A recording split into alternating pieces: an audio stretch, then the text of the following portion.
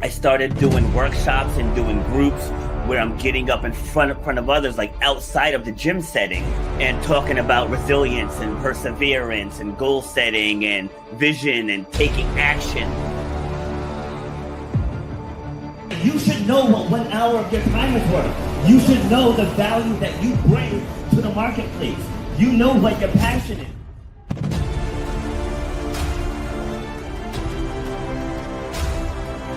Starts with clarity of vision. If you don't have the clarity of vision, whatever next thing you get, you're not going to see it through because you don't have the clarity of vision. So the point of my pain was being told you will never run or jump again. And all that stuff, I was like, you know what? Like, I want to be able to take this even bigger. If you know why you do what you do, you have to know how to charge for what you do. That's how you're going to change your life, and that's how you're going to leave a legacy for your children and your family. You got to know your worth.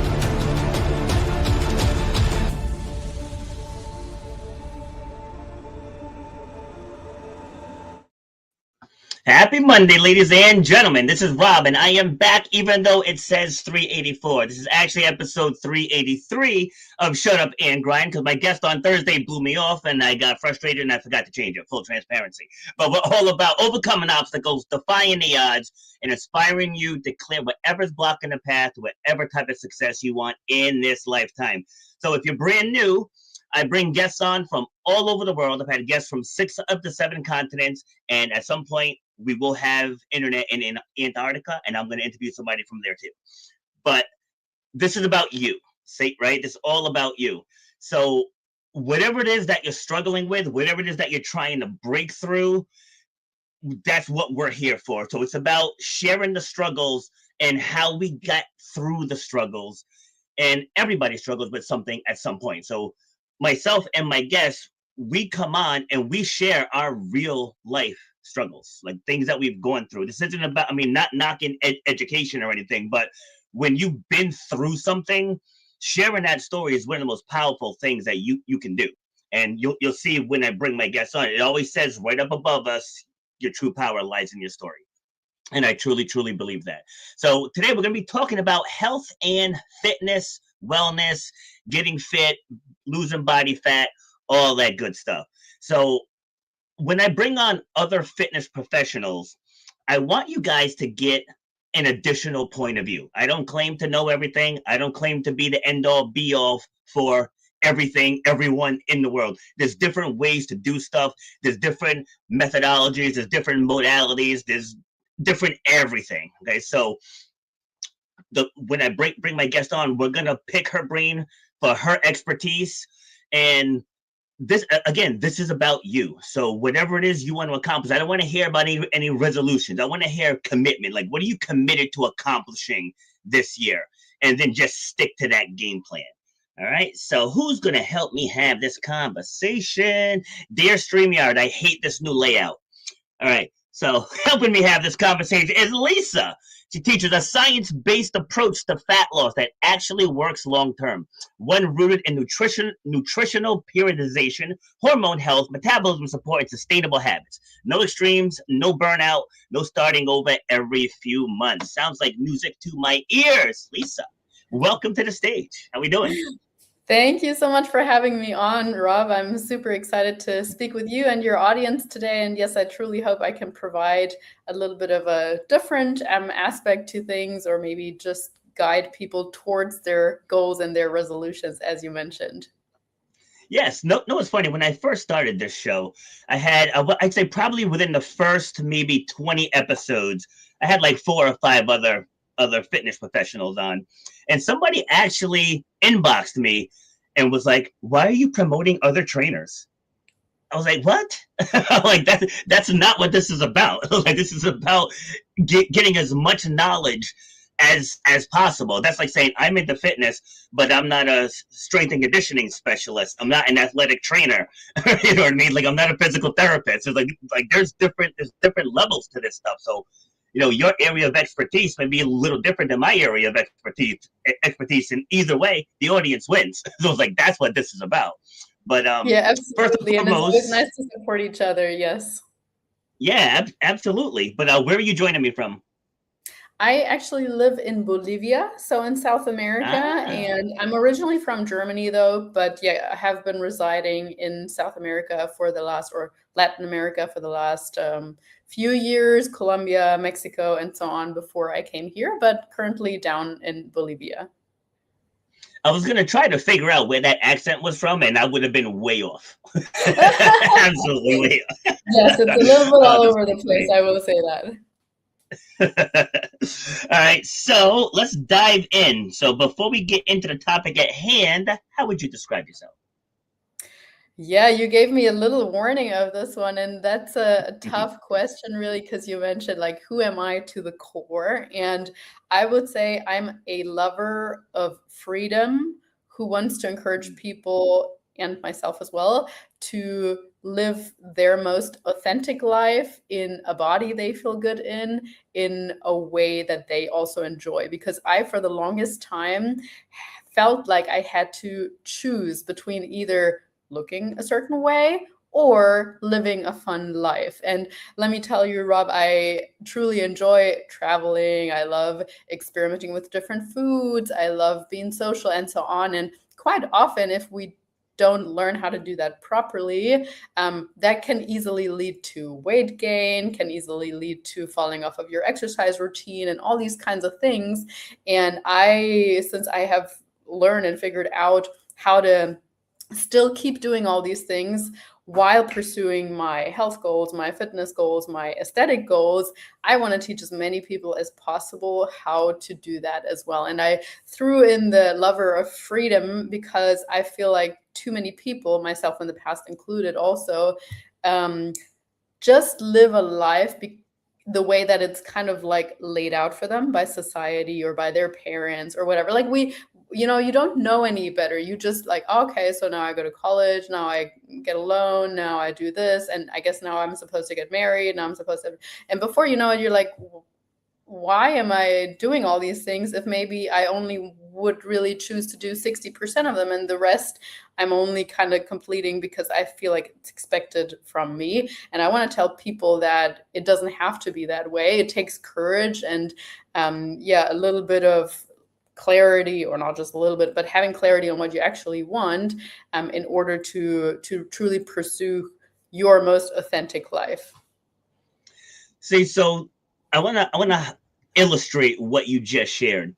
So I spoke at a career fair at a middle school. This was a few years ago. And so middle school, you're talking ages like 11 to 13, somewhere in that ballpark. And I remember asking, what's the life cycle of a human? And one of the young girls stood up and she's like, you go to school, you go to college, you get a job, you get married, you retire, you die. And this is like a preteen, and they already have that burned into their brain. Like that's the life So cycle. So sad. I'm glad that you opened with that, because I'm sure you see it in your travels. But when I do consultations, it's like people are just stuck into this follow the crowd mentality, where I've always been the apple in the bowl of oranges. So it's like it's tough for me to connect with people that are just narrow minded. So how much of that do you see in your travels? Oh, absolutely. I mean, the great thing about travels is you often attract people that think likewise, or, that have also been Mm. traveling for a while. Because, yeah, I've been a digital nomad, as they would like to say so, for about 7 years now, full time. I left Germany 2009, so even much before that, I moved to New Zealand for some time, and then since 2019, essentially been like a full on digital nomad. And so often when I speak with people that are settled in one specific place, they're like, so what, you don't have an apartment or a house? I'm like, no, I just rent shorter or longer term depending on how long I want to stay somewhere. So you don't have a car? No, I just use public transportation, or I walk, or I take an Uber or whatever. Or so you don't, but you have to be like registered in one or be like registered in a specific country. I'm like, no, like all these things where you're like, yeah, to a degree, but also you can break out of all of this. And yeah, thankfully I do meet a lot of other fellow travelers that have more of an open vision. And I don't blame anybody who doesn't know any better, because truly many parents or even teachers and government people will tell you, yes, you need to have this and this and this and this and that. And I don't mean to say that any of that is truly quote unquote bad or wrong. It's just, I want people to make conscious decisions and be like, Yes. okay, am I really ready for marriage, or do I even want to get married in the first place? Am I really wanting to take this job, or am I only taking this job because I am fearful I'm not going to find something better? Am I really wanting to live in the city, or do I only live here because the generations before me have lived here? Like, none of this is yes or no. It's just like, think about it, make a conscious decision what you want and how you want your life truly to look like, not just right now, but 5 years down the road, 10 years down. Like, we can create a life by design. We just need to like literally come up with the design. I do think that many people don't end up living the lives that they'd like to, not because they can't, but simply because they have never defined or thought about what they actually want. Bingo. So going back to the first question I asked you about who are you at your core? Remember, I was saying before we went live, a lot of people can't answer that question. It's like there was probably maybe about a dozen episodes in where I started with them being like, oh, that's a great question. I'm like, for some of them, I'm like, you have a multi-six-figure business and you don't even know who you are at your core. And I think that's where people get stuck, right? And this is also something that I've lived, because I was in the restaurant industry for a while, and just thinking like that was my ceiling. Because like I dropped out of college, so it's like I didn't have a background. You're told here in the States anyway, you're told if you don't have a degree, you're going to be flipping burgers or pumping gas, and I let that get into my head. And I knew I wanted to get back into fitness because I was always an athlete, and I knew I wanted to do something with speaking. And then the podcasting world opened up, but like it was already there. It was right in my subconscious already. But people, I think, and I want to get your take on this, is I think people get stuck because they don't know who they are at their core. So they attach their identities to either their career or being a parent. What are your thoughts?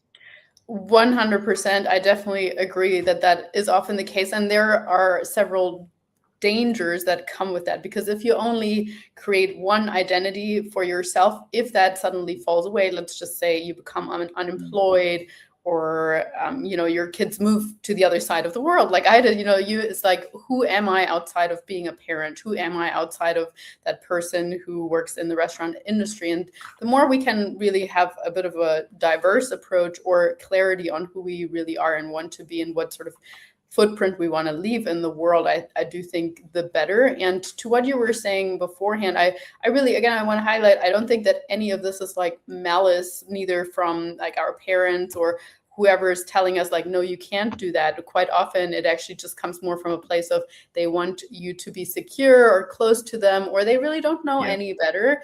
But I also want to say, like, just because something is normal doesn't mean it's the right thing. And nutrition or health is the best example for that. If we look at what is the standard normal American diet at the moment, it will lead to being overweight, obese, health, or having some disease, being prone to health conditions, and so on. So if you think about, I'm just going to do what everyone does or thinks is normal, you're probably going to end up having that normal sort of life. But if you, the listener, want to have an exceptional life, and if you have even just a small feeling within you, like I did for many years, of like, this cannot be it. There has to be more to life. It cannot be that I feel so restricted with the food. It cannot be that I'm so unhappy in my job situation. It can, like, is this normal? I literally remember going up to my mom and asking, is it normal to be annoyed by your spouse all the time? And of course she said,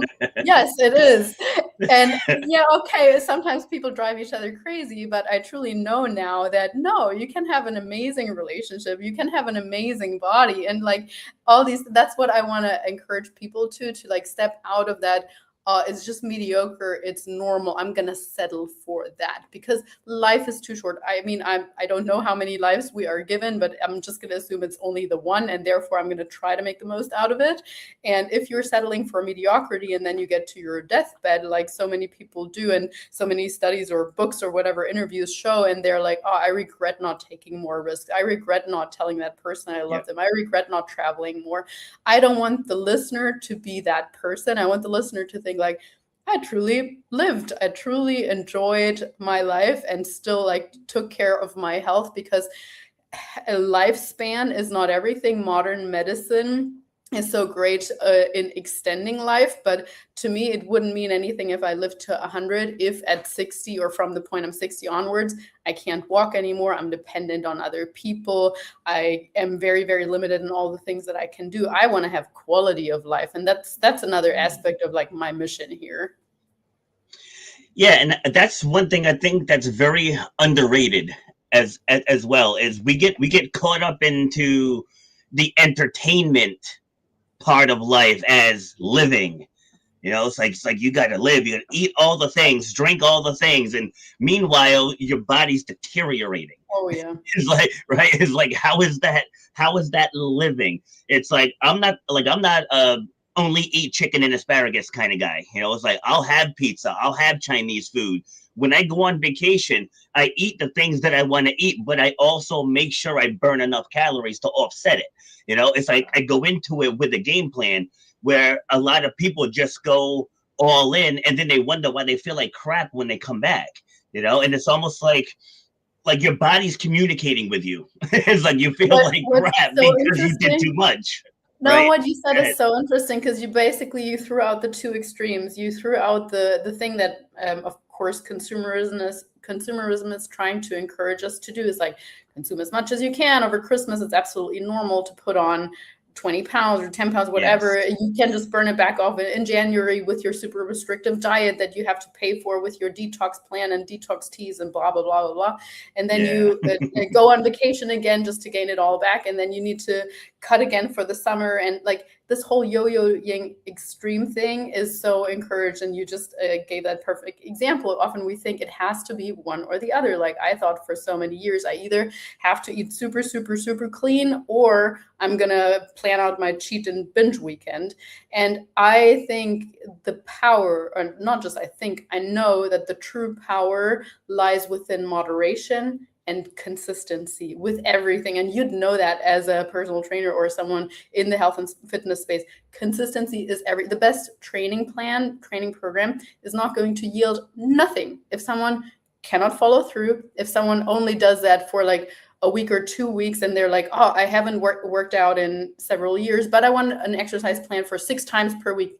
And if they do that, they would burn out so quickly. It's not going to transfer into a proper habit. It's not going to transfer into them taking on a new identity. So we really like moderation and consistency. If the listener doesn't take anything away from this podcast, just think of those 2 words: moderation, consistency. Learn how to eat just one piece of brownie and be happy with that. It doesn't have to be the whole pan, or it doesn't have to be a whole pizza. You can also stop after 2 slices and have a salad on the side and enjoy it. It can this is truly what I'm super passionate about, because the all or nothing mentality, the yo-yoing, is how over time, year after year after year, people put on 5 more pounds every year. And then again, you're being told that that is normal. As you age, gaining weight is normal. As you age, becoming like very dependent on other people, losing all your muscle is normal. No, it doesn't have to be.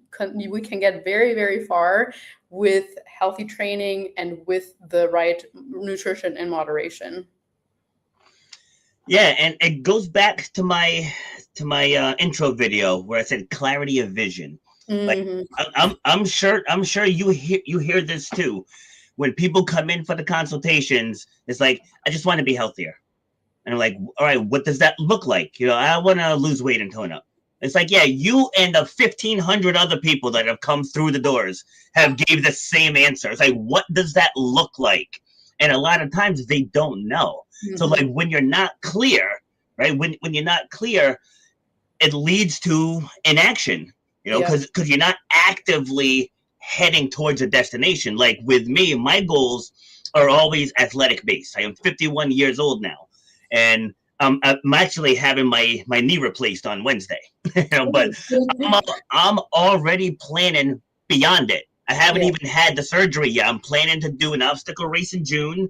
Like I'm planning amazing. on being at this spot within 90 days. I'm gonna be at this spot in 9 months, and every day that I get up, that's what I'm working towards. Mhm. So now I'm human just like everyone else, right? So I wanted some chips earlier with lunch. So I don't get the big bag of chips. I get the one single serving. Because I Mhm. always tell people that say they have a problem with snacking, I'm like, no, you have a problem with shopping. Yeah. Because if you have too much on hand, that's where the overeating comes into play. Like if you want ice cream, they make individual cups to get just enough to take off the edge, and then you can keep yourself on track. So you mentioned all or nothing. Mhm. What do you say to people who say that? I'm just curious to see how your answer is compared to what I usually say.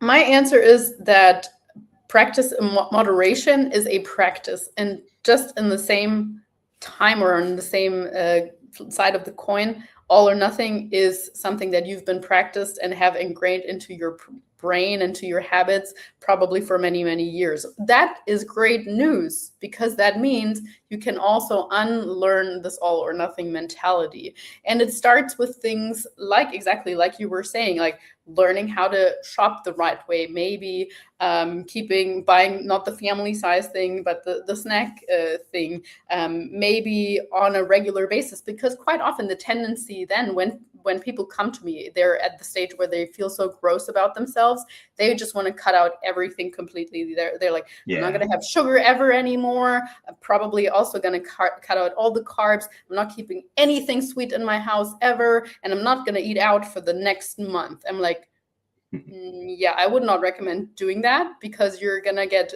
burned out from all of this, and then at some stage wanting to binge on everything. Why don't we include some carbs around your workout still? The other meals, if you really want to make them carbless or whatever, sure, that's fine. Why don't we, on a weekly basis, still plan in that you go on date night with your husband and you share a dessert there? Why don't we do that? Oh no, but if there is going to be something sweet, I have to have it all, and I might order another one. But can we practice that you just share that? Once that is successful, maybe even you can learn how to incorporate on a daily basis after your dinner that you can have one or two pieces of dark chocolate or an individual sized ice cream. These are all practices, and you're going to fail at that at some point. If you're at a buffet, would be like if someone is an alcoholic and the first time after that they step into a bar and they fail to control themselves. That is kind of to be expected. If someone with an all or nothing mindset comes to me and in week 2 they go on an all-inclusive cruise, they're probably not going to do all that well. But after a month or two, if we just slowly say, okay, you're invited to this birthday and there's going to be a bunch of stuff, let's make a plan for it. Exactly like you were saying, let's make a plan for that. Let's maybe plan that your first plate is just going to be vegetables and protein, and you after that allow yourself to have one carby thing. Let's plan that for your desserts you can either have one full-sized piece, or you can share two or have two small ones or something like that. And if you have that plan for it already, it limits automatically what you're going to allow yourself, because otherwise with an all or nothing mentality, you're going to think, oh, this is my free-for-all thing. It doesn't count. Everything counts. Calories, they don't, it's not like once in Vegas and it stays in Vegas type of thing.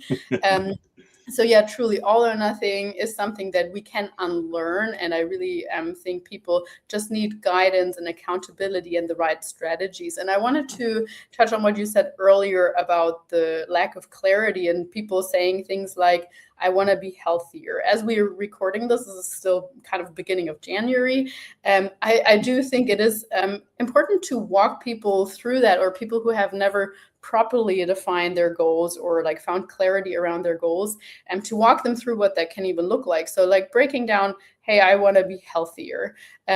Okay, why don't you, and which aspects do you not feel healthy at the moment? Oh, well, I don't fit into my clothes that well anymore. I kind of am bloated all the time. I have this afternoon low at 3 o'clock. I always want to grab a muffin. I don't feel I'm attractive anymore. I have a hard time breathing when I'm going up the stairs. There's a lot of things to unpack if someone just says these things. It's like, okay, why don't your clothes fit that much anymore? How much do you feel or do you know you have gained over this and that amount of time? That gives us a bit of an indication of how much they would lose. Then let's dig into the why they're huffing and puffing when they're going up the stairs. Are you currently exercising? Are you not exercising? What can we include? What's realistic for you? Those kind of things. Then going into the I don't feel attractive anymore, or I feel bloated. There's a lot of things like what are you eating on a regular basis, and then breaking that down into actionable steps of like, okay, you're currently literally not doing anything. Let's just start by walking 2 times 10 minutes every day. Is that something you can do? Yeah, I think I can do that. Ideally, you can do that after your meals so that it's also helping your digestion, since you mentioned you're bloated all the time. Oh yeah, okay, I guess I can give that a try.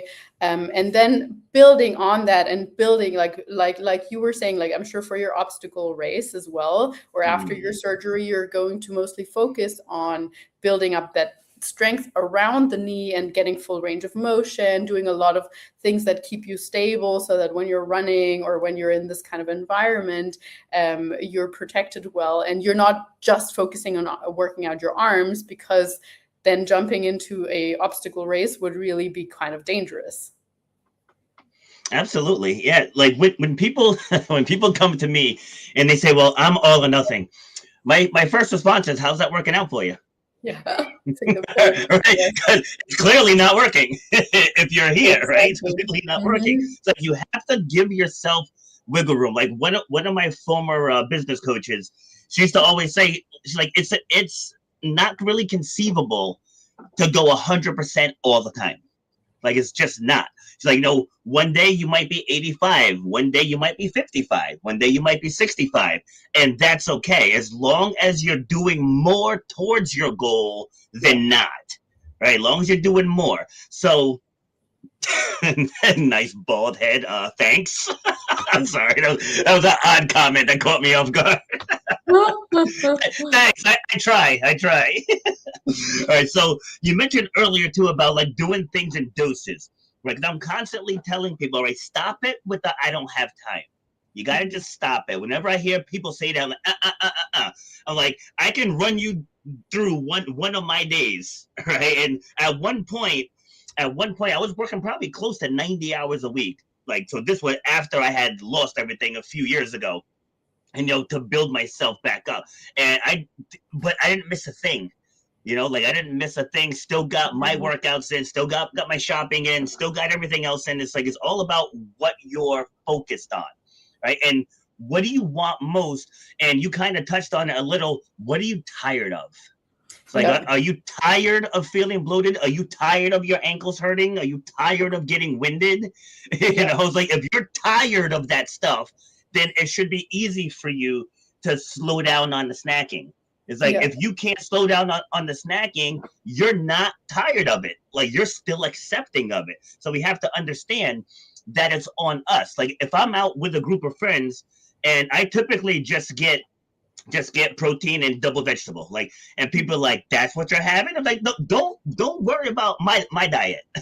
Right? Don't worry about my food choices. You worry about your food choices. This guy. Yeah, I think what's so powerful about what you're saying too is that Hold even just doing the small you're doing the small things is going to be like a vote towards the personality that you want to become. So like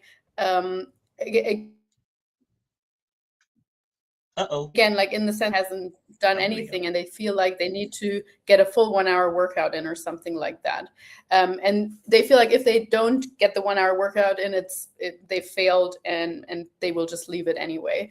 But if you still say, okay, I've got 15 minutes, I can do a 10-minute sort of hit thing or whatever, you will build the confidence in yourself that you can keep on doing what you set yourself out to do. Every time that you set yourself something out to do and you fail to do that, it's kind of, you're giving yourself wiggle room. So then one time turns into 2 times missed, 2 times turns into 3 times. Before you know it, you haven't worked out in a week. And that's the same thing with food as well. But if you have something that's small and achievable, and you're not saying like not failing is working out 5 times a week for 1 hour, or failing is not doing that. So that would be your all or nothing. Or if you're the person, I'm going to do something active every single day.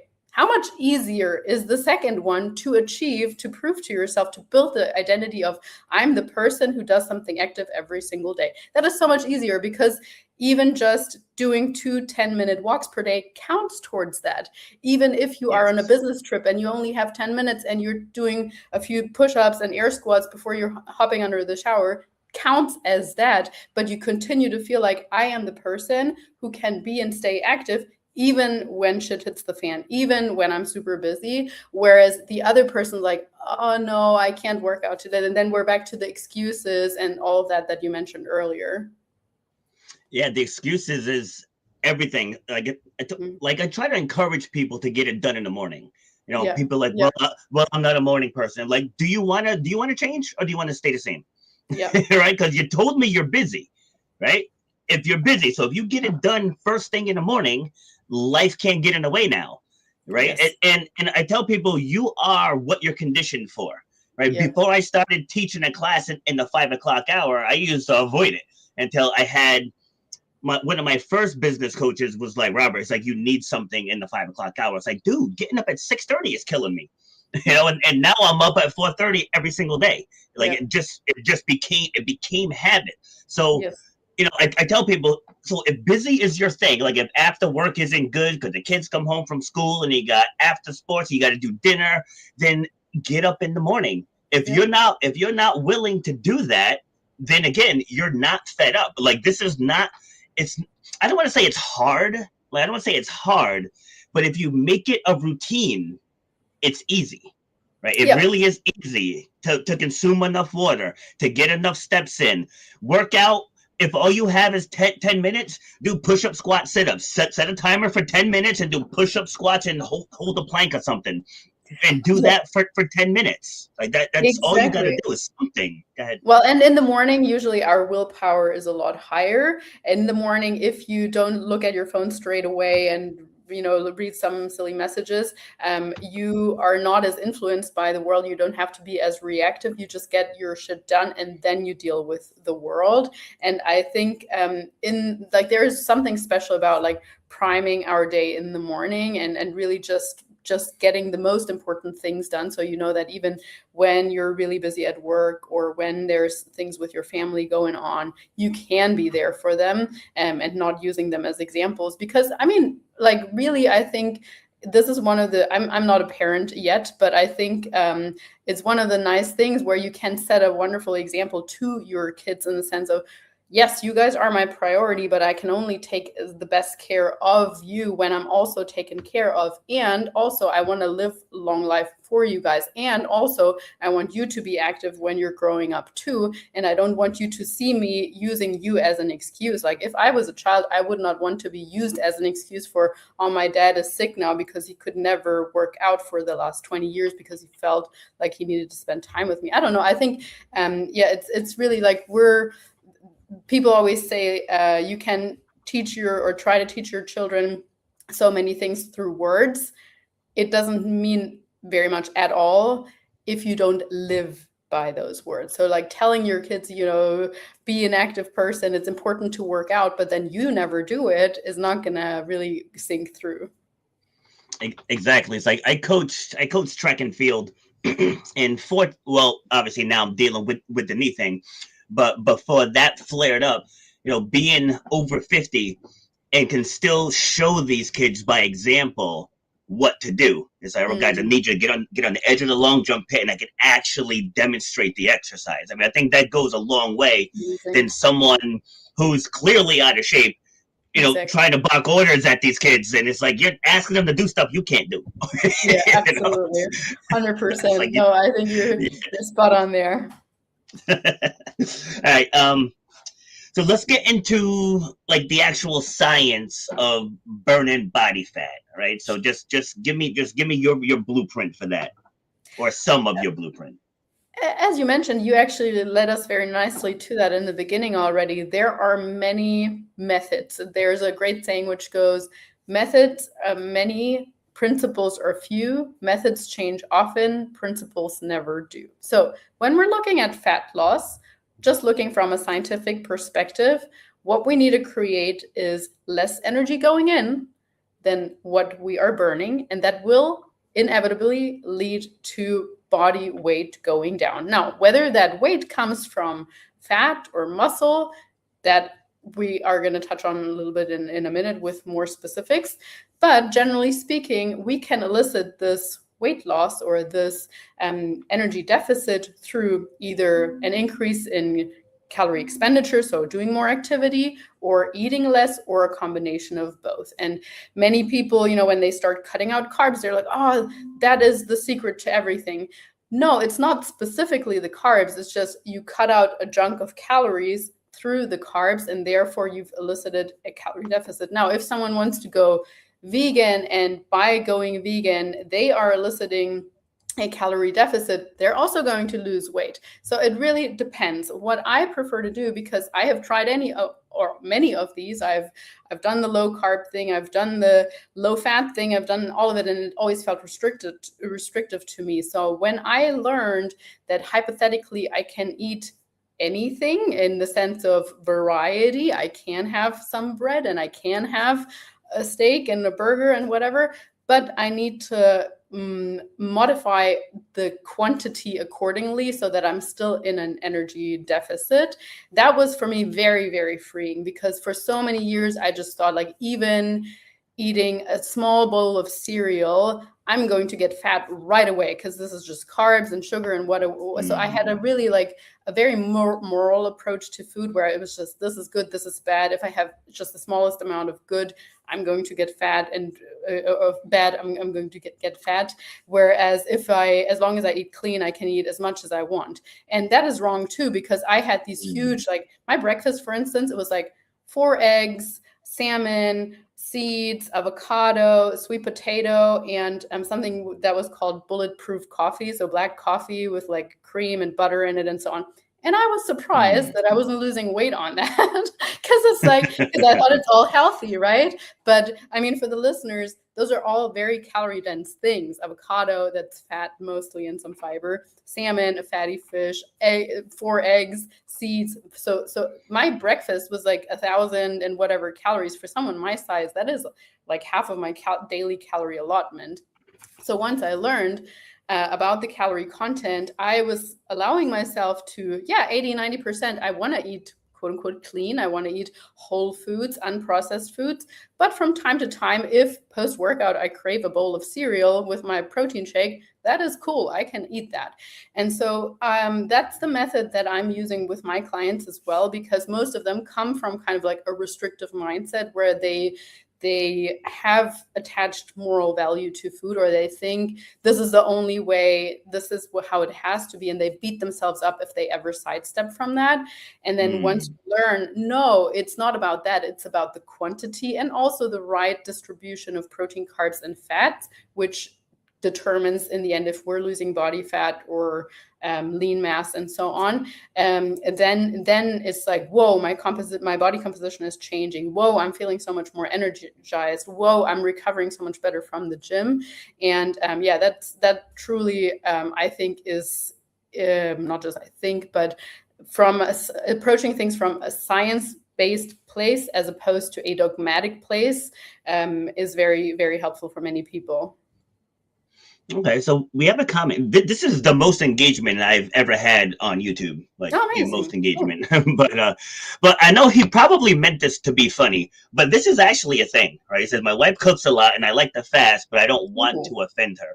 So I actually hear this one a good amount from you. Usually it's from the men, saying, oh, well, my wife loves to cook. I'm like, okay, but you're here, you're not happy with you. Oh, and Mark, congratulations on the weight loss also. I don't know if I put that one up on there, but yeah, I hear that all the time, where people are they're forcing themselves to eat to appease their significant other. But it's if you're not happy, where you are, it's like you have to have the courage to be like, hey, I know you love to cook, but can you cook a little healthier? If that's the conversation that you have to have.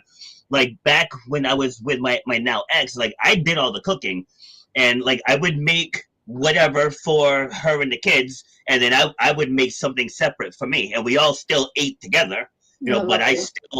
I still took care of my own because I was overweight one time in my life. I lost 45 pounds, and I was like, Oh. I will never ever go back there again. It was like never. So I make sure that I take control of my own portions and what I'm eating.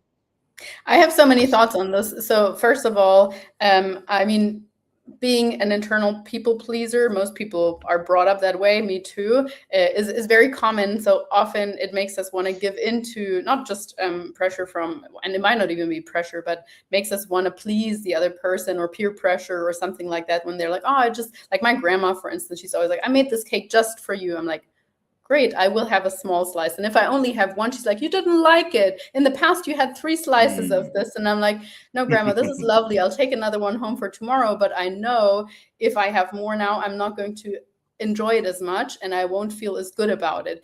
And that's something that I try to teach too. So always, like, number one, communication. I think you already said it, is so important. So just saying like, hey, by the way, I'm trying to take even better care of myself, to feel lighter, to be there for you, and to, feel fitter and so on.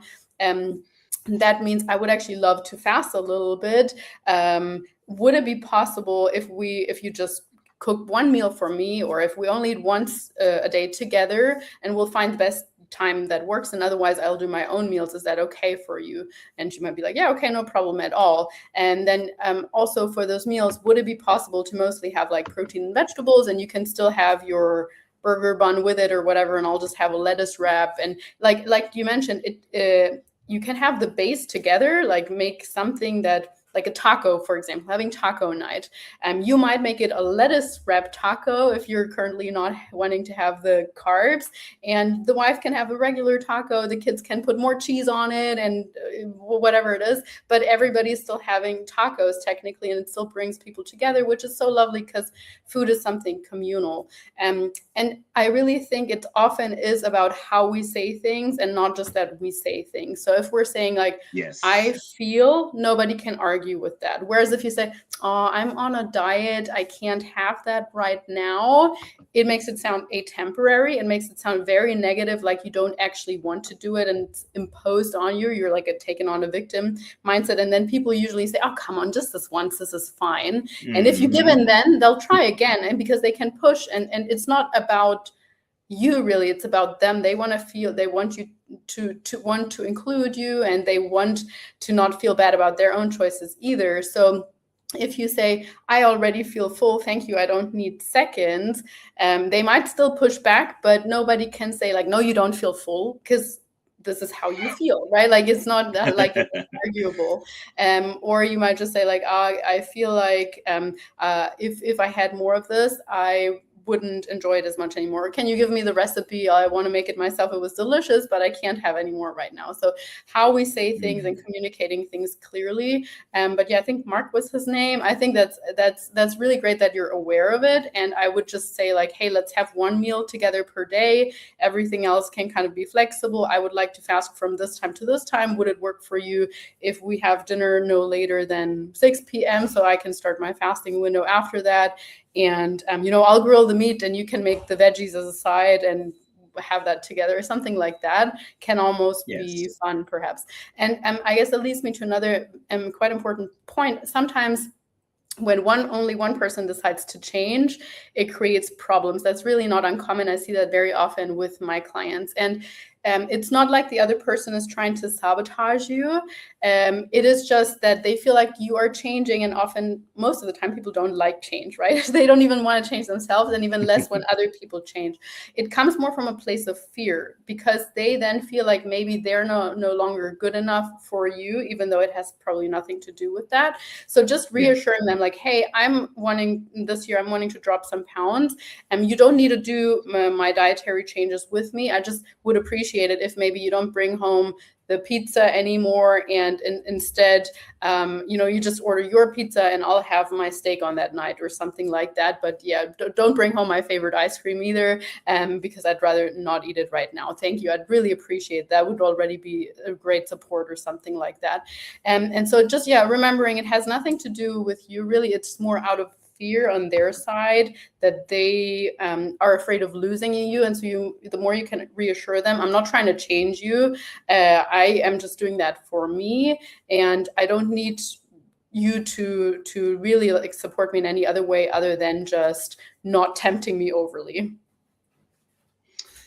Yeah, so Mark, so this isn't directed at you. This is just a in general statement. Yeah, So here absolutely. he writes, budget is good. And one thing that I find is not so much the budget is people pick and choose what their budget is on. Like you'll see someone saying, "Oh, it's too expensive to train here." Then you look down and they're wearing the brand new Jordans. They got the fancy watch on, and you see them checking in at the fancy restaurants on Facebook or going on vacations and all this other stuff. So a lot of times, and again, I'm not saying you, Mark, but a lot of times people, they're not prioritizing it. That's what it boils down to. Like if you prioritize living healthier, you're going to feel better. Like that's first and foremost. Like your cells are going to get the nutrients that they need. So you're going to feel better. You're going to have more energy. You're going to be less bloated. Like your circulation is going to improve. Your digestion is going to improve. It's like these are all positives. Right. So I don't understand why health is like one of the first things to go when things get tight.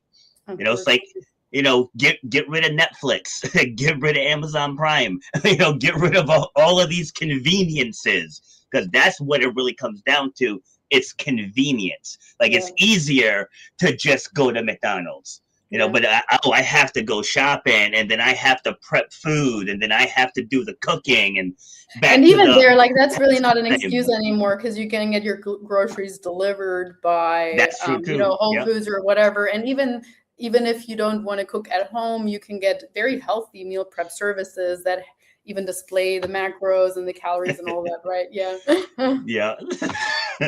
Yeah, absolutely. I mean, it's like we could talk all day about this, but just talk about what you do. Like what you do, where people can find you, if you got anything to offer. Yeah. And I just also want to say thank you so much for having me on, Rob. Honestly, I think your work is great, and you're encouraging other people to do wonderful things. So keep doing what you're doing, keep grinding.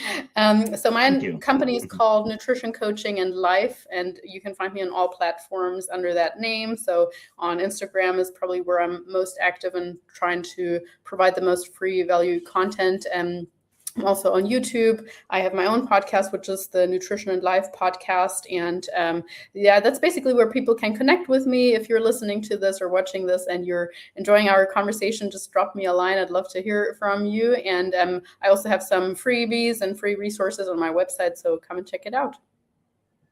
Awesome. Yeah, I just happened to glance down. I was like, whoa. I was like, I didn't realize we've been talking for so long. Very, very easy flow conversation. Yes.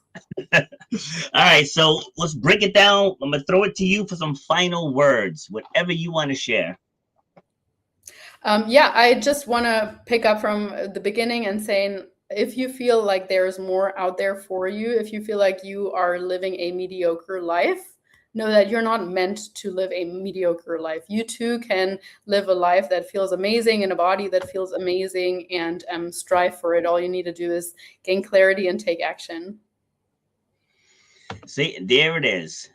Gain clarity and take action. I know I just said final words, but I'm glad that you just said that, because like I said earlier, a lot of people's goals, they're not really goals. It's an idea.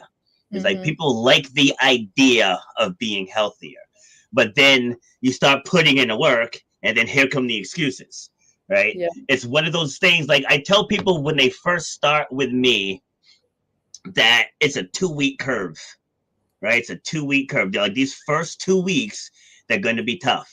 Even though we're going to work you slow, it's still going to be new for you. You're going to be sore. It's like there's no way around it. I said that first week is going to be rough. Get through it. Like that second week, because now your body's adapting to the changes. So that second week, it's good. Like usually I say around 10 days or so, it starts to subside. I was like, Yep. you make it to day 15, now just keep going. Yep. It's like, Yep. don't take your foot off the gas, just keep going. Take a rest here or there. But I encourage people to do something every day. Like Yep. even if you just walk, if you're in a warm area where there's pools year round, go for a swim, ride a bike. It's like you don't have to work to failure every day. That's not smart. But No. just keep moving. Do something every single day, and no one ever regrets it. No one ever. Damn, I'm so sick of being fit. Never heard that in my life either. It's so worth the effort. But all right. And anyways, like I said, I don't want to go off on another whole tangent. But thank you. And also, I let all the guests know I do panels, right? So on this particular one here, the topic is embracing vulnerability, right? So we always pick one topic, and there can be up to 7 of us, because I usually invite 6 of my former guests. And then once I know who's coming, I pick the topic, because I've interviewed everyone, so I know what everyone can speak on. And it's all about, okay. Yeah, it's all about sharing different perspectives. It's like I tell people, it's not a debate panel. It's like, it's okay if you want to talk apples and I'll talk oranges and somebody else talks plums. Like, it doesn't matter. It's like we want as many different and diverse perspectives as possible. So if that's something that interests you, let me know. And then when I do the next one, I'll get in touch with you and I'll let you know. Awesome. All right. Good. All right. Well, again, thank you much. Let me cue the outro. Don't sign out yet, though. Mm-hmm. All right. But we'll still say bye. Oh, and thank you to those of you who tuned in on the live stream. Yeah, like I said, for whatever reason, usually the majority of my engagement comes from Facebook, but it was like almost all YouTube today. So amazing. I'll take it. Wait, interesting. You brought up hold on, let me just read this last one. Produce the grocery store is bad for that. Yeah, that is true, but we'll save that for another day. Again, StreamYard, I hate this new layout. There we go. All right, take care, everyone. You've been listening to Shut Up and Grind.